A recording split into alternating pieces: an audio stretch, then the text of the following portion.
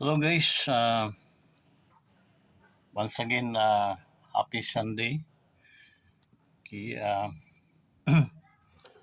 maybe it's a matter of 12 noon, no? So, good afternoon to all of you guys.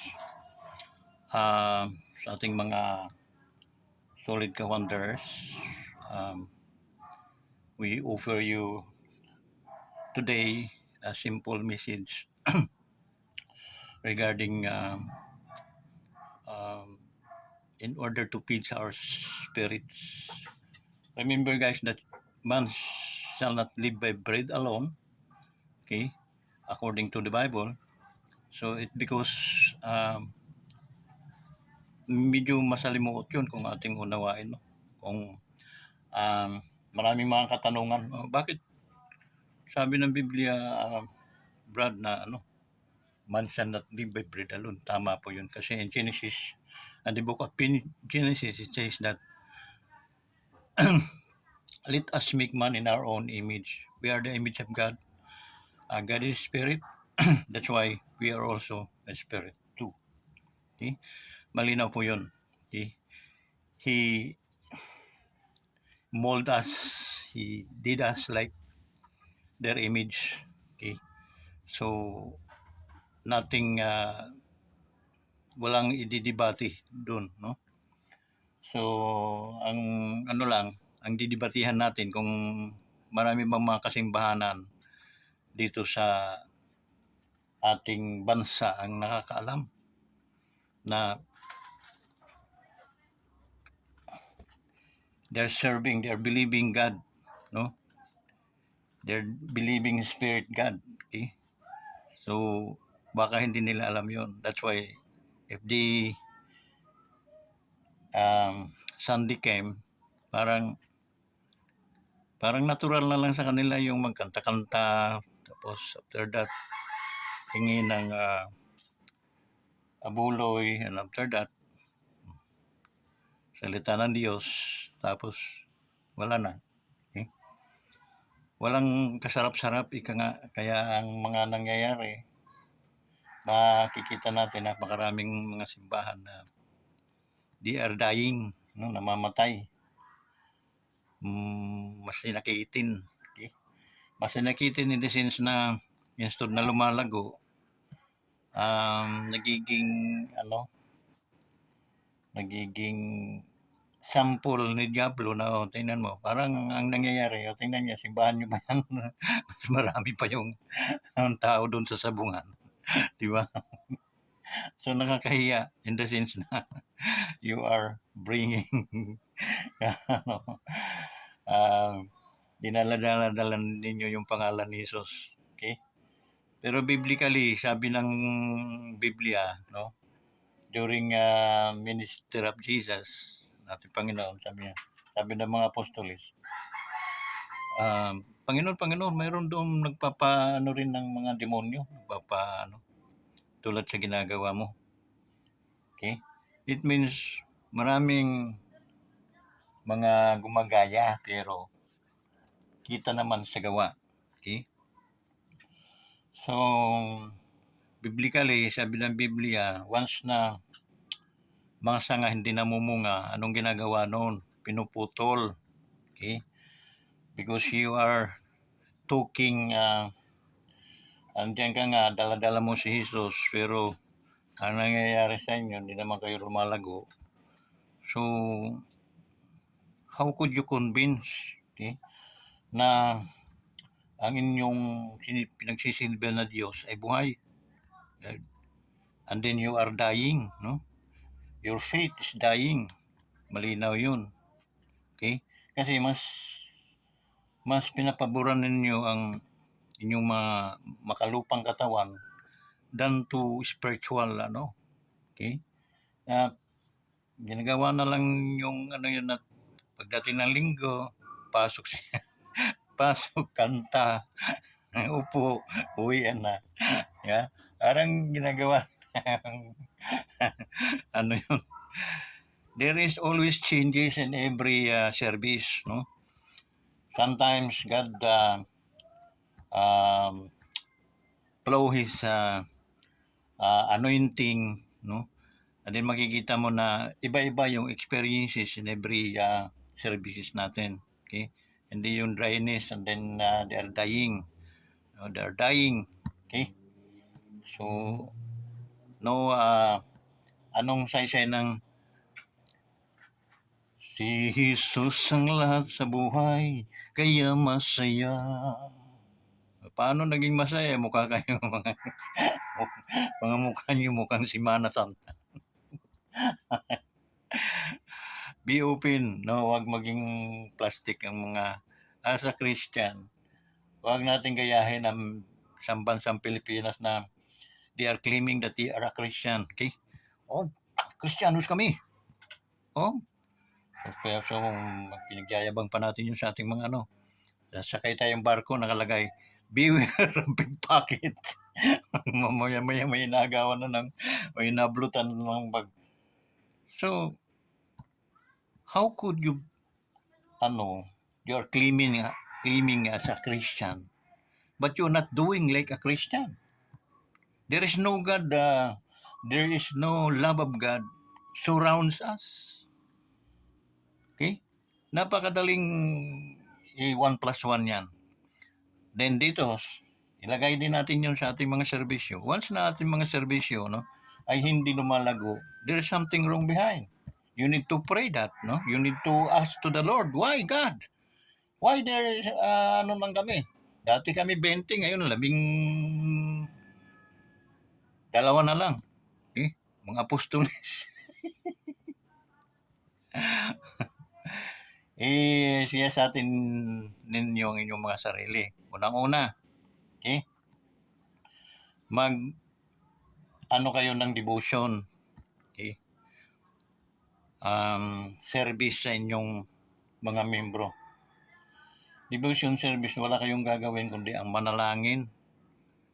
Manalangin kayo and then pasulat nyo mga problema, lagay nyo sa isang karton, panalangin nyo at the same time, okay? Because what the Bible says that the thief cometh not but for to steal, to kill, and to destroy. Yun ang principle operation of the devil na ginagawa kayong puppet sa inyong mga kasimbahan na nakala nyo hanggang ganyan lang yung mga experience regarding Christian. No, you are serving the Lord, a living God, no? Hindi siya yung nasa altar na nakapako sa krus. Wala na dyan si Jesus. After 3 days na siya pinatay, siya namatay, nailibing after 3 days na ano siya, nag-rise again, no? Na buhay. That's why God is alive. He is not dead. But you are worshiping God. You are worshiping like a dead. Okay? You are full of sick. And then, paano kayo dapat nasa palaging kayusan? Paano kayo maging kayusan? Pag praise and worship pa lang, ang mga boses ninyo ay nasa kaliwa, ang musician naman nasa kaliwa, hindi kayo in one accord. Mag-practice kayo ng mabuti, ayusin ninyo yung praise and worship. Because praise and worship, guys, yun po ang nagpabagsak ng insa, kalapad na wall of Jericho. Okay? Sa lubungan doon ng 6 to 6 na tartanilya, ang lalaki nun. Okay? So ganong kalapad yung kanilang wall of Jericho. What happened to the wall of Jericho? It is pulled down because of the worshiper nila Joshua ng mga tao ng Panginoon. Umikot sila after 6 days, ikot ng ikot, after 7 days, bagsak yung wall of Jericho. And that's experiences also to our every churches, every Sunday na nga lang, ano kaya mga tsura ng inyong mga kaluluwa, no? Baka mga butot balat na lang siguro yan, no? Kulang sa kasi nagpapakain kayo ng spiritual na pagkain every Sunday lang, wala pang kakwenta-kwenta mga pinapakain nyo, minsan noodles na lang at saka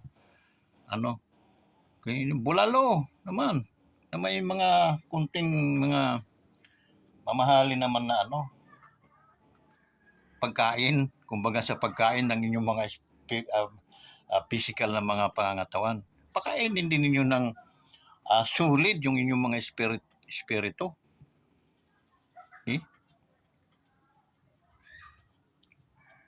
Dry, masyadong dry. Sick, parang may sakit yung inyong samahan.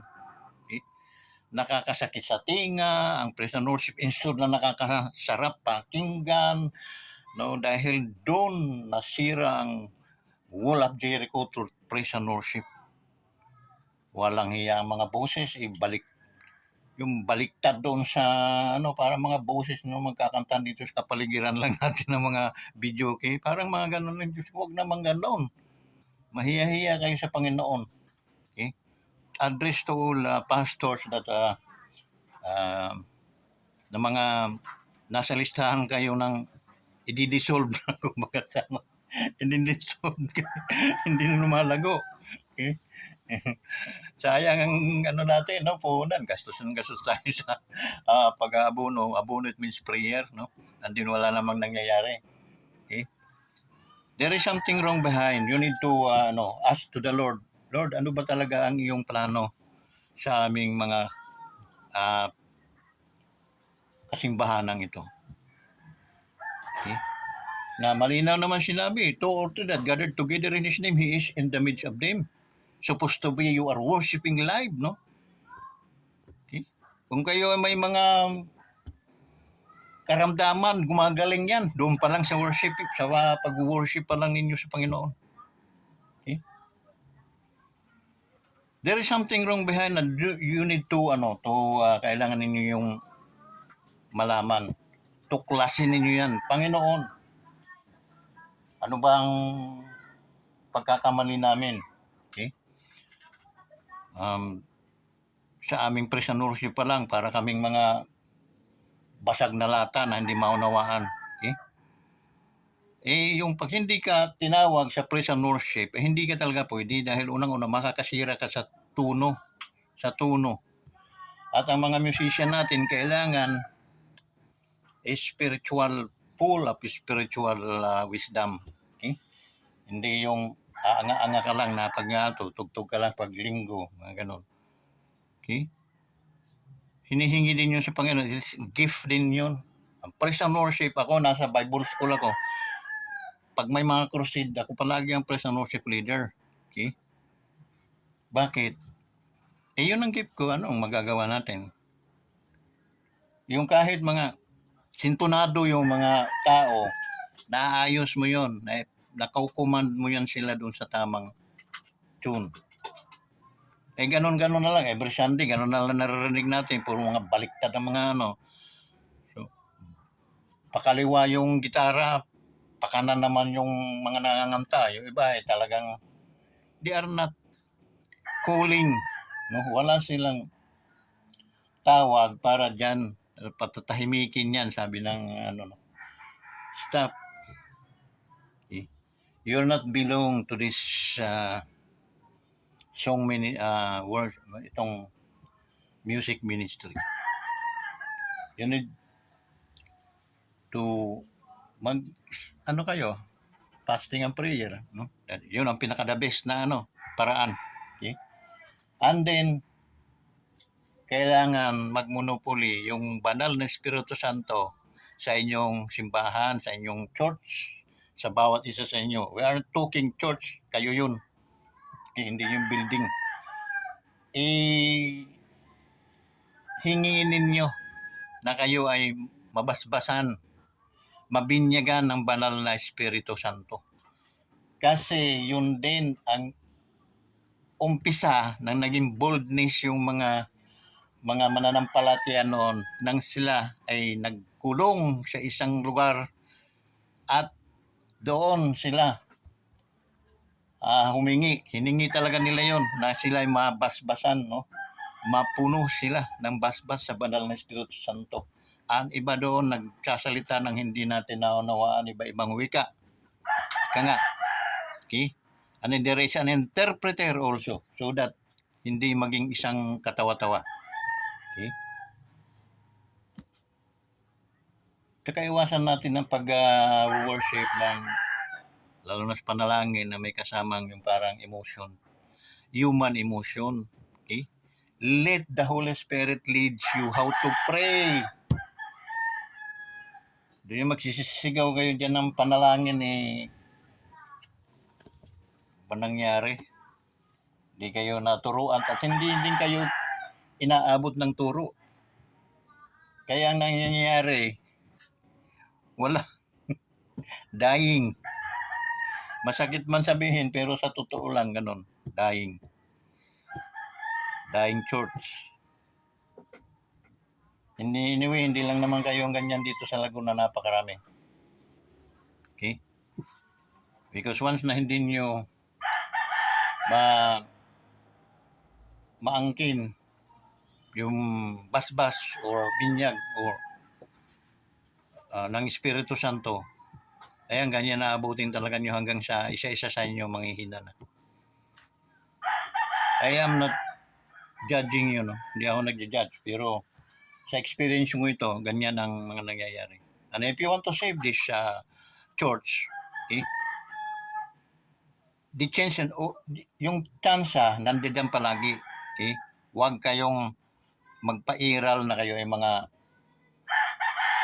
namuti ng buhok nyo sa pananampalataya, pero actually, gatas pa rin ang mga kinakain ninyo. Buti hindi kayo nagtatai-tai sa mga ganyan, no? So, kung ano tayo sa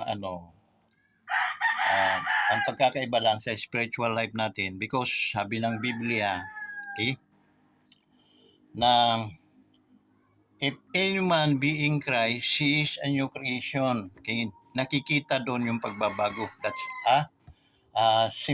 yun ang nagiging simbolo, Kristiyano nga ito, may Diyos na nga ito sa kanyang puso. Okay? Kasi nababago. No? If any man be in Christ, he is a new creation. Old things are passed away. Old yung luma mo nawala na. Lahat ng mga pumasok o bago ay magbabago. All things are become new. Behold, if any man be in Christ, is a new creation. All things are passed away. Behold, all things are become new. Magiging bago lahat. Kaya ang bago, hindi naman ikaw din ang makakahalata noon. Uy, ang galing mong kumanta, sister. Ha? Oo. Talagang awas yung mga luhat muta namin. Diba? Yung conviction nandoon doon. Because that is the gift. Okay? Kaya sinasawag ka ng gifted. No? Pagbuka pa lang ng bibig mo, yan ang hularag na lahat yan sa lakas ng iyong anointing. Okay? Bumaha na agad ng luha dahil sa lakas ng anointing ng banal na Espiritu Santo, kumikilos. Okay? Dahil malinaw, sabi ng Diyos, I will be with you. I will be with you forever. Okay? It means malinaw dyan dahil para kayong mga patay na nagpupuri sa Lord, no? Walang kaayusan. Ang nangyayari yan, wala pa talaga yung banal na Espiritu sa inyo. Okay? So you need to anuhin ninyo yun, hanapin ninyo. Lord, mag-set kayo ng kayong mga inubanan na dyan sa ministry. Mag-set kayo ng time para at least kayo mag prayer and fasting for a matter of 1 week. No food allowed to your body except water. And then pray. Kung tuwing alas 3, pupunta kayo ng simbahan nyo. Use your church. Use, parang, alam nyo, hindi naman yun ang church na na inaano ng Diyos. Yung church kayo, yung tayo, believer, kayong mga mananampalataya. Magsama-sama kayo in one accord and then ano ang inyong gagawin. Punta tayo doon para at least masanay tayo. And then makuliglig ang diablo dahil sa ating gagawing mga panalangin. Diba? The devil play away. Okay? Alis yan, layas yan. Okay? Get thee behind us, devil. Okay? Ganyan mag-rebuke ang Panginoon. Okay? And then, sabi ng Panginoon, I give you power to become my son, to become the sons of God. So use the power because the Bible says God's the same yesterday, today, and forever. He never changed. Okay? His miracle, his power, his miracle is the same as up today. Pero hindi nga lang natin magamit because hindi kayo naka-inline doon sa banal na Espiritu Santo. Okay? If the Holy Spirit dominated to your church, makikita niyo yung paglago ng inyong gawain. Makikita mong nag-umpisa lang kayo sa 5, naging 10, naging 15, naging 20, naging 100, naging 1,000. Hindi na magkasya sa ano. Kaya nangyayari, kahit man umulan, hindi natin yan pinapansin because that is a blessing to us. Naalala ko na sa GIL pa ako noon. Doon sa Women's University, high school ata yun. Sa high school building. Plaza lang. Open yun. Open kayo pag naulan. Basa-basa kami. Pero binabaliwala namin yun. Okay? Because the God is good all the time. Pakiramdam namin linagyan kami ng isang paracute ba, no? Na hindi na ano yung ulan. To continue our eagerness to hear the word of God. And that is E.D. Villanueva. Okay? Ang nag-preach noon. Makita mo talaga yung anointing, no? Ramdam mo yung anointing na very anointed na preacher, no? And then yun ang nagpunta kami din sa kanilang youth kami, nagpunta kami sa kanilang sa Bukawi. Wala sa lakas ng anointing ni Brother E.D. Villanueva nagbigay ng banal na Espiritu Santo. Hularag kami lahat. Hindi ako naniniwala noon dahil ako yung taong Christian nga ako pero napaka ako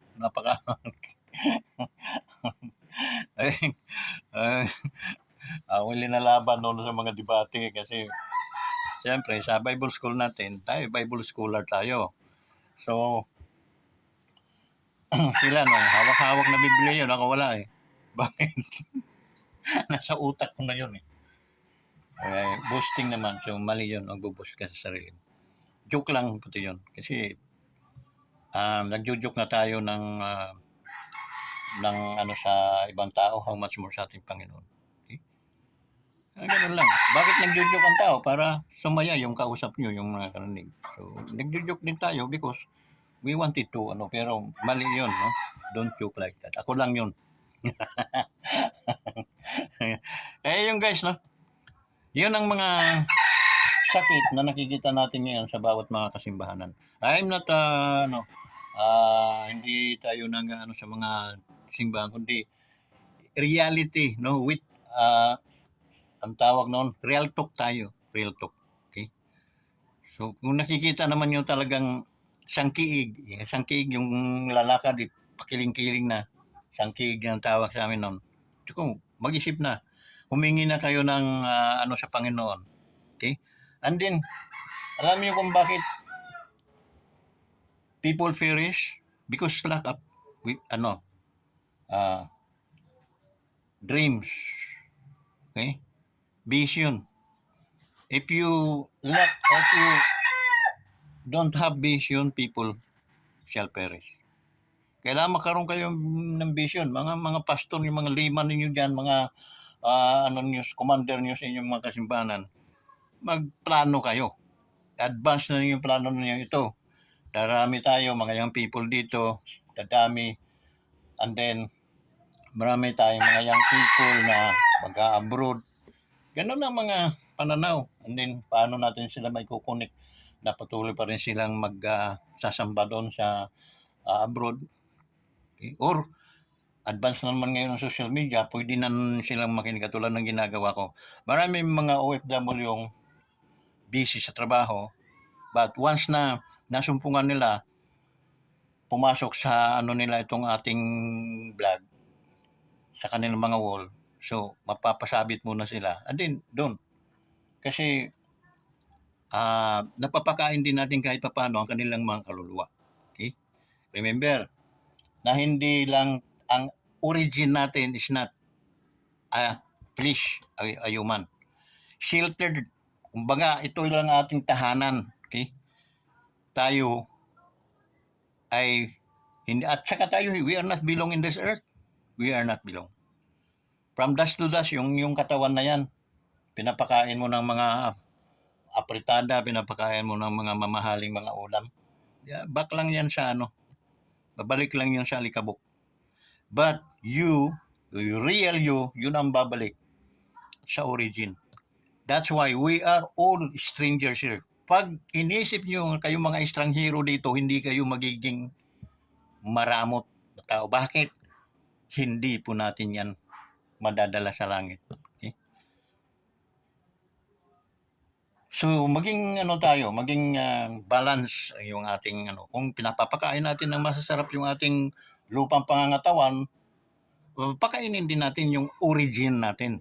Yung original natin pagkatao, yung iyong espiritu. Okay? So, ano, saan natin papakainin yon? Okay? Sabi ng Biblia, my words look like a food. Food yun, pagkain. Okay? Bakit pagkain yung salita lang yun? Yun, pagkakaano mo, dahil we are spirit, so kailangan kumain ka ng spiritual na mga pagkain. Okay? Huwag noodles. Pag noodles yun, sangkiig yung inyong mga member, yun, nangawala na. Okay? Maging matalas, ika nga. Because, alam niyo, we need to free without ceasing because the devil is 24 hours, 24/7 nag-ooperate. Hindi po napapagod si Diablo. Kaya pag dating ng linggo, tuwang-tuwa yan siya na nakikita ng your church is dying. Mabangit dying. Praise and worship pa lang, no? May pakapuntang kabinte, may papuntang mga boses. You need to practice so that maging perfect kayo. And then kung hindi ka talaga tinawag sa music ministry, wag mong i-struggle ang sarili mo. Kasi mayroong nakalaan ng Diyos para sa iyo. Alamin mo lang, tuklasin mo. That's why you need to have communication. Without communication, mag-Lord ka man dyan magdamag. Tuwing linggo na nga lang kayo naglo-Lord. Ayun. Okay? There is no improvement of faith. No improvement ng inyong pananampalataya. Masakit pero totoo. Okay? Dahil ako rito, minsan naka-observe din ako. Sumasakit po ang tinga ko dahil sa inyong praise and worship.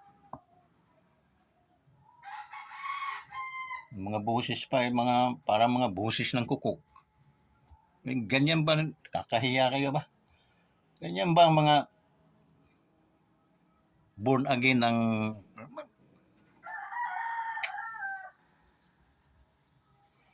For God is good. Mga ganyan na pakurog-kurog, pero at least tulo ang mga muta at luha ninyo. Hindi yung kumanganta baliktad, mga kanta. Baliktad na ang gitara, baliktad na nga yung nagigitara, baliktad din mga boses nung kumakanta. Diyos ko, anong abutin natin yan? Aanuhin niya kayo. Nagtatawanan lang kayo ni Diablo, no? Bakit? Nagtatawanan yung mga unbeliever. Ganyan ba yun? Instead na ang himig ay talagang pang-worship sa Panginoon, yun yung ganda, no? Makakadalaw nga dyan. Diba? From 10 kayo, nadagdagan kayong 50, dumami. Hanggang sa naging 100, 200, hanggang 500, 1,000. Okay? Kaysa ma-dissolve kayo, Sabi na ng Panginoon, dissolve na natin to. Wala na to.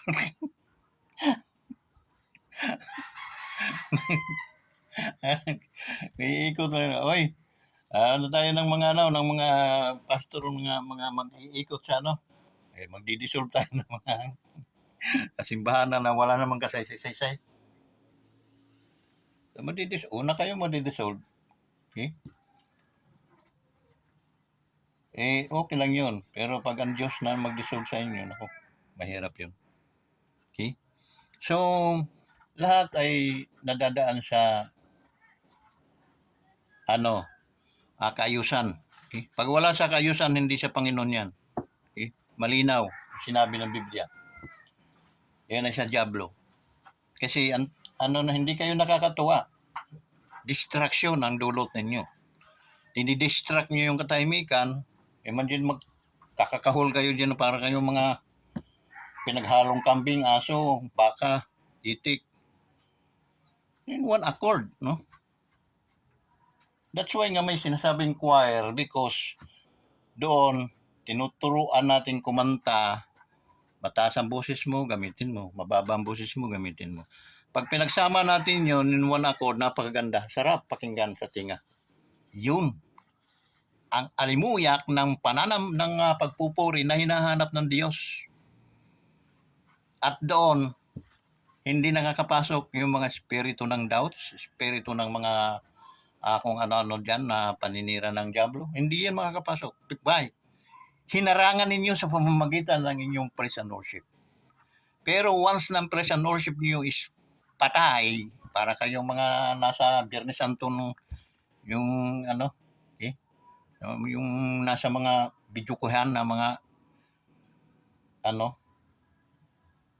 walang mangyayari. Okay? Hindi pa huli ang lahat. Okay? Kayo ay mag-ayos. Okay? And then, lahat na yan ay madadala sa panalangin. Okay, hanggang dito na lang guys. At maraming salamat sa pakikinig. Ating mga OFW, shoutout sa inyong lahat. Ating mga kapastoran na nag-perform ulit ng magandang perform sa araw ng linggo, ay mayroong kayong matatanggap na gantimpala nanggagaling sa Panginoon. Okay? So, a blessing scheme from God is napakaganda. Okay? So, wag kayong, hindi pa naman huli ang lahat, although kahit mga pinagtubuan na kayo ng mga uban sa pananampalataya, yun ang sinasabi ng matatanda na hindi ginagamit yung pinagtandaan sa pananampalataya. Okay? Recycle. Okay? Balik kayo sa basic para at least makita nyo at mananam ninyo yung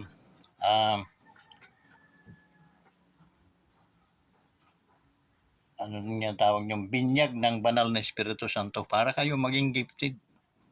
Okay? Maging gifted. Hindi yung kung sa totoo lang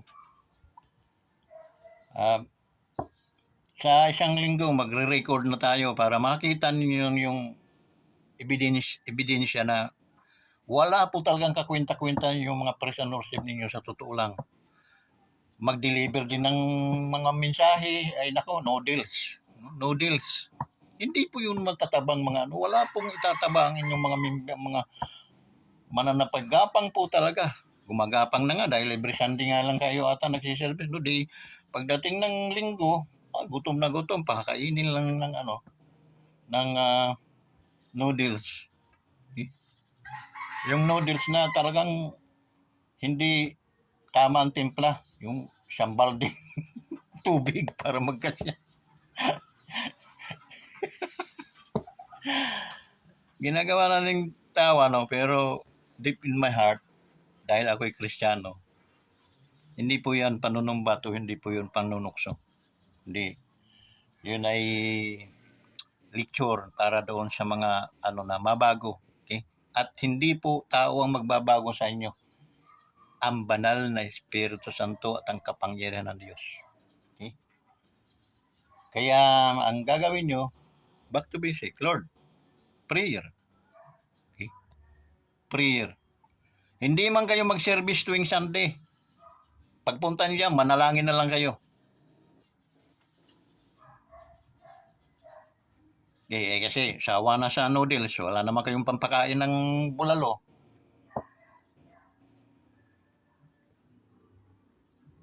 Manalangin na lang kayo. Okay?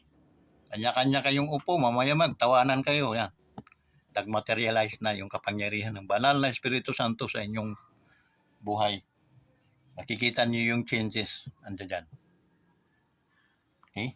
That's the reason why in 2 Corinthians chapter 5 verse 17, malinaw yun. If any man be in Christ, you are a new creation, and all things are passed away. Behold, all things are become new. Magandang hapon sa inyong lahat. Pagpalang oras, mapagpalang araw.